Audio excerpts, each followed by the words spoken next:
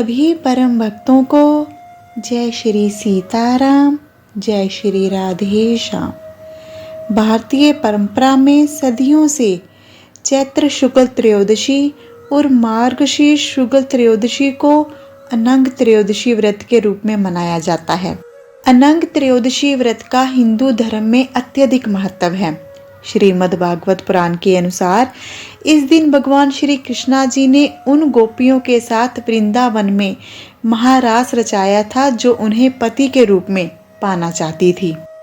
इसी दिन भगवान शिव जी ने कामदेव जी को दूसरे वरदान में कहा कि श्री कृष्ण जी के पुत्र के रूप में जन्म लेने तक कामदेव जी को बिना अंगों के रहना होगा, जिस वजह से उनका एक नाम अनंग भी कहलाया। जिस दिन ये संपूर्ण घटना घटी थी उस दिन त्रयोदशी तिथि थी, इसलिए उसी दिन से इसे अनंग त्रयोदशी के रूप में मनाया जाता है। इस व्रत का पालन करने से जीवन में आने वाली कठिनाइयां दूर होती हैं, वैवाहिक जीवन से कलह क्लेश दूर होता है, जीवन में प्रेम, शांति, सुख, समृद्धि का वास होता है।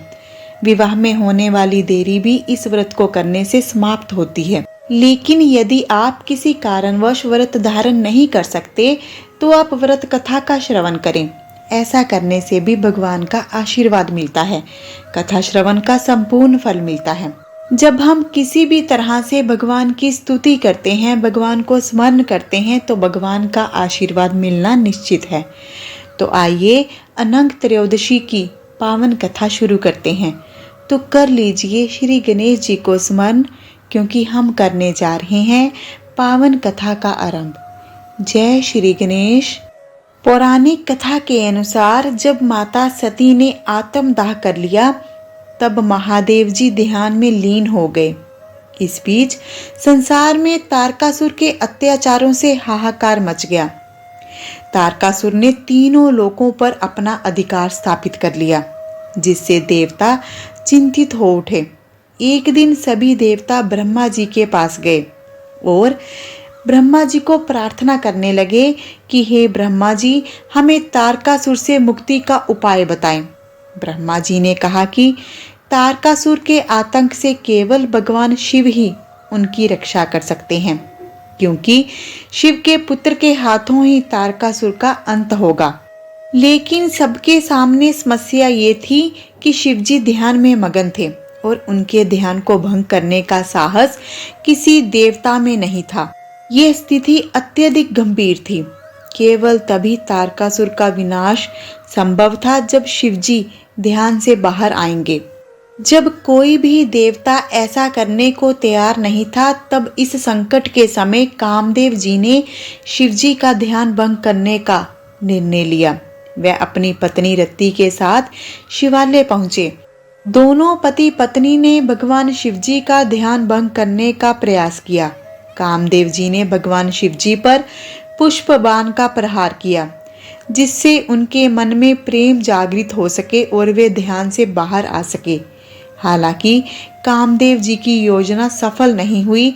ध्यान टूटने पर शिवजी अत्यंत क्रोधित हो उठे। क्रोध में भगवान शिवजी ने अपना तीसरा नेत्र खोलकर कामदेव जी को भस्म कर दिया। अपने पति को इस अवस्था में देखकर रति विलाप करने लगी। उसने शिवजी से क्षमा मांगी और कामदेव जी को उनका वास्तविक स्वरूप लौटाने की प्रार्थना की। भगवान शिवजी ने कहा कि कामदेव का शरीर जलकर भस्म हो गया है और वे अब अनंग के रूप में विद्यमान हैं, जिसका भाव ये हुआ कि वे अब बिना अंगों के हो गए हैं। वे जीवित रहेंगे, किंतु वे सभी के हृदय में काम के रूप में उपस्थित रहेंगे। साथ ही भगवान शिवजी ने दूसरा वरदान देते हुए कहा कि कामदेव जी भगवान श्री कृष्णा जी के पुत्र प्रद्युम्न के रूप में द्वापर युग में पुनर्जन्म लेंगे और पुनः शरीर प्राप्त करेंगे। भगवान शिवजी ने रति जी और कामदेव जी को आशीर्वाद देते हुए कहा कि अनंग त्रयोदशी के दिन जो भी कामदेव जी और रति जी की पूजा करता है, उनकी कथा कहानियों का श्रवण करता है, उसके जीवन में प्रेम, सुख, शांति, समृद्धि का वास होगा। जिस स्थान पर कामदेव जी भस्म हुए थे, वहां भगवान शिवजी ने एक कुंड का निर्माण किया, जिसे रत्ती नामक कुंड के नाम से जाना जाता है। यह कुंड गोपेश्वर के गोपीनाथ मंदिर के उत्तर पश्चिम में वैतरणी नामक स्थान पर स्थित है।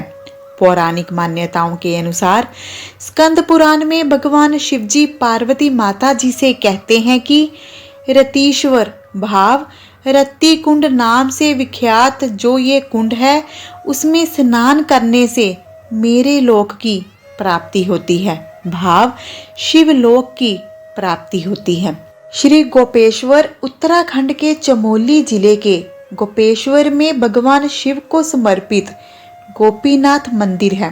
मान्यता है कि जब तक रत्ती कुंड का जल भगवान गोपीनाथ को नहीं चढ़ाया जाता तब तक भगवान शिवजी की पूजा अधूरी मानी जाती है।